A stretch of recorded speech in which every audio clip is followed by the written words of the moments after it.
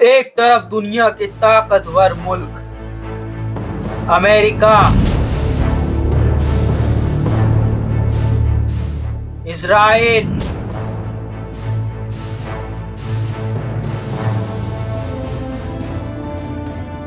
اور ان کے الائز،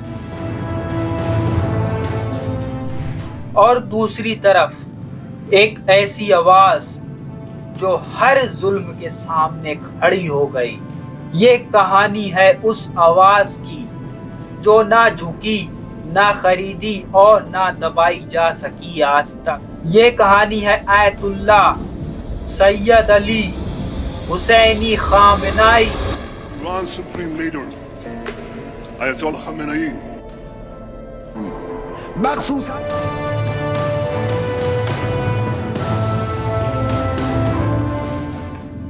هنوز درست نتوانستن بفهمن.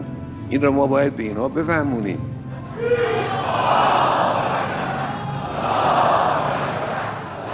ویسٹ اور الائس نہیں چاہتے تھے کہ آیت اللہ خامنائی اور اسلامک ریسسٹنس آگے بڑھے، کیونکہ یہ سسٹم ان کے ظلم اور کولونیل سسٹم کے خلاف تھا اور دنیا کے ہر مظلوم کے لیے خطرہ تھا۔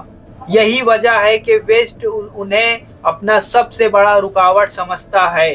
اتنا سب آپ تو جان چکے، لیکن یہ شروعات کہاں سے ہوئی؟ آئیے اس پر بات کرتے ہیں۔ ان کی لیڈرشپ تہران سے شروع ہوئی۔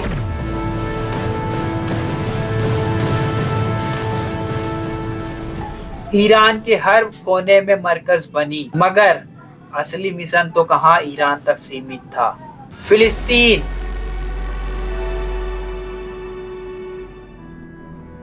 لبنان، عراق سے لے کر یمن تک اور پورے دنیا میں آیت اللہ خامنائی کی آواز گونجتی گئی، اور اب تو پورے دنیا کے مسلمان انہیں پسند کرتے ہیں۔ صرف مسلمان نہیں، انہیں نان مسلم بھی پسند کرتے ہیں، کیونکہ آیت اللہ خامنائی ایک ایسی شخصیت ہے جو ظلم ستم کے خلاف آواز اٹھاتے ہیں۔ اسی لیے پوری دنیا انہیں پسند کرتی ہے، جو بھی انسانیت کو پسند کرتا ہے۔ یہ سب تو آپ کو پتا ہے، لیکن کیا آپ کو پتا ہے کہ آیت اللہ خامنائی کی جرنی کہاں سے شروع ہوئی؟ آئیے اس پر نظر ڈالتے ہیں کہ آیت اللہ خامنائی کیسے ایک چھوٹے سے گھر سے آج پوری دنیا میں ان کا بول بالا ہے، پوری دنیا ان کی بات سنتی ہے، اور پوری دنیا جب بھی آیت اللہ خامنائی خطبہ دیتے ہیں تو وہ خطبہ تیل اویو اور واشنگٹن میں بھی سنا جاتا ہے، پوری دنیا میں ان کا خطبہ سنا جاتا ہے۔ تو ایسی شخصیت کی بات ہو رہی ہے تو کیوں نہ ان کی جرنی کی بھی بات کی جائے۔ 1939 میں مشہد میں ایک عالم گھرانے میں پیدا ہوئے۔ مشہد جو علم اور تہذیب کا مرکز ہے، وہاں پر آیت اللہ خامنائی پیدا ہوئے۔ ان کا نام علی حسینی خامنائی رکھا گیا۔ چھوٹی سی عمر میں قرآن اور فقہ کے ساتھ رشتہ بن جاتا ہے، لیکن 1960 میں جب امام خمینی نے شاہ کے خلاف آواز بلند کی، خامنائی بھی اس جنگ میں اتر آئے اور شاہ کے خلاف اپنا اسٹینس لیا۔ وہ امام خمینی کے وفادار رہے۔ ان کے اسپیچز، بیانات کی وجہ سے انہیں کئی بار جیل جانا پڑا، لیکن ایک لیڈر جیل جا کے اس کا کام تو نہیں بننے والا۔ انہوں نے انڈر گراؤنڈ لیکچرز دیے، بیانات دیے اور امام خمینی کے ساتھ بنے رہے۔ 1979 میں شاہ کی حکومت گر گئی اور پورا ایران بدل گیا۔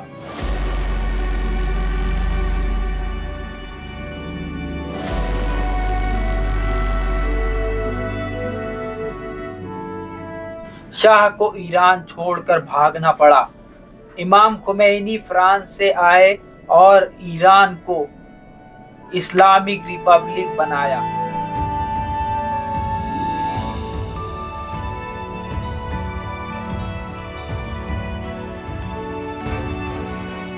اس وقت खामनाई एक अहम शख्सियत बन गए थे।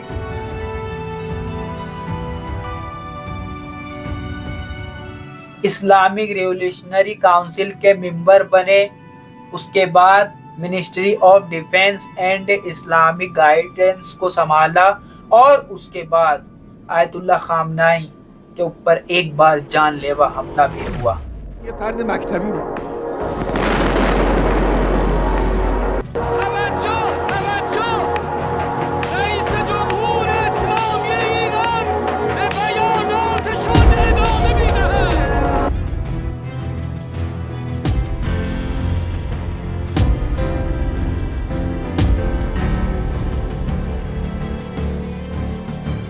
उसके बाद 1981 में एक धमाका हुआ।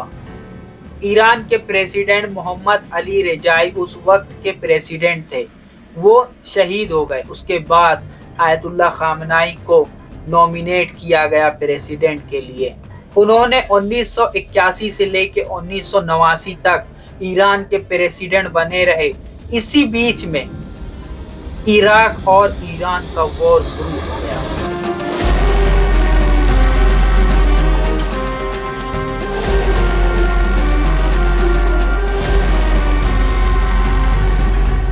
सद्दाम हुसैन इराक का president, Saddam Hussein, the charismatic president of Iran. और इधर ईरान के प्रेसिडेंट आयतुल्लाह खामनाई। दोनों में वॉर चली, 8 साल तक चली। इसी बीच में आयतुल्लाह खामनाई प्रेसिडेंट बने रहे। इतने मुश्किल वक्त में आयतुल्लाह खामनाई ईरान के प्रेसिडेंट बने रहे। 3 जून 1989 को इमाम खुमैनी की वफात हो गई।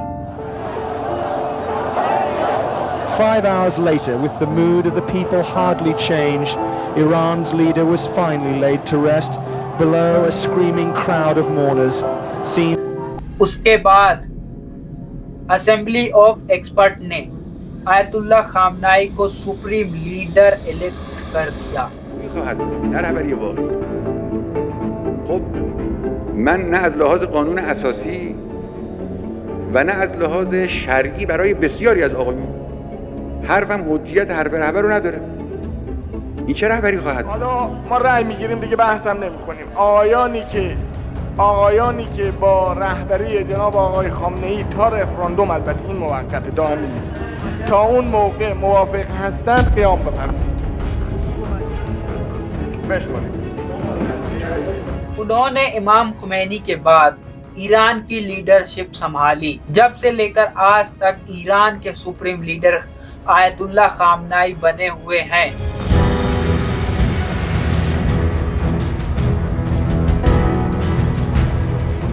लेकिन क्या आपको लगता है एक इंसान ये सब अकेले कैसे कर सकता है? ईरान इराक वॉर, शाह के खिलाफ आवाज उठाना, कई बार जेल जाना, ये सब अकेले कैसे हो सकता है? जहां पर अमेरिका और इजराइल का पूरी दुनिया पर दबदबा है, उसी बीच में ईरान एक ऐसा पावर बनता है जो मिडल ईस्ट का सबसे मजबूत पावर बना हुआ है। ये सब कैसे हुआ? एक दिन में तो ये सब नहीं हो सकता। तो आइए जानते हैं ये सब हुआ कैसे था। उन्होंने तालीम के जरिए, खिलाफत के जरिए फिलिस्तीन और दूसरे ग्रुप मूवमेंट को जोड़ा ताकि हर मजलूम को सेल्फ डिफेंस का अधिकार मिल सके। इसी वजह से ईरान को आयतुल्लाह खामनाई इंडिपेंडेंट पावर बनाए रखे। साइंस और टेक्नोलॉजी में ईरान को आगे बढ़ाया। जहां पर मिडल ईस्ट के देश जैसे सऊदी, कतर, यूएई, ओमान सब अपने में लगे हैं, वहीं पर आयतुल्लाह खामनाई पूरे ईरान को साइंस टेक्नोलॉजी में आगे बढ़ाया। लेकिन इतना कुछ ऐसे तो नहीं हो सकता आराम से। इसके लिए अमेरिका की पाबंदी, इकोनॉमिक डिफिकल्टीज और डोमेस्टिक पॉलिटिकल प्रोटेस्ट का सामना भी करना पड़ा। जहां पर पूरी दुनिया में इतना सैंक्शन नहीं लगा, इतनी पाबंदी नहीं लगी है जितना एक अकेले ईरान के ऊपर पाबंदी लगी हुई है।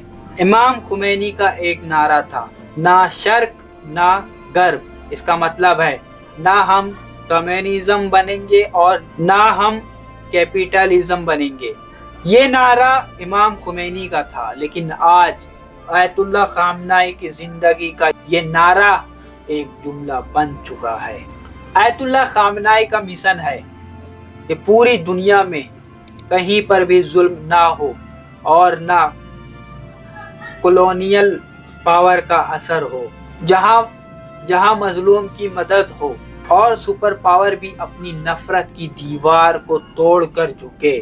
ये है आयतुल्लाह खामनाई का मकसद। लेकिन दोस्तों, आज दुनिया में दो कैंप नजर आते हैं, एक जालिम पावर के साथ है और एक जुल्म के सामने खड़ा हुआ है, और इस रेसिस्टेंस के लीडर का नाम है आयतुल्लाह खामेनाई। आज का सवाल ये है, क्या हम इस आवाज के साथ चलने के लिए तैयार हैं? इसी बीच में जब इजराइल हमला करा था ईरान के ऊपर, तो आयतुल्लाह खामेनाई ने कहा था, मेरे लिए ना मेरा जिस्म इम्पोर्टेंट है, ना ये ईरान इम्पोर्टेंट है, हमारे लिए बस इस्लाम इम्पोर्टेंट है। इजराइल को आयतुल्लाह खामेनाई ने कहा था कि अली अपनी तलवार लेकर खैबर की तरफ वापस आ रहे हैं। सब्सक्राइब।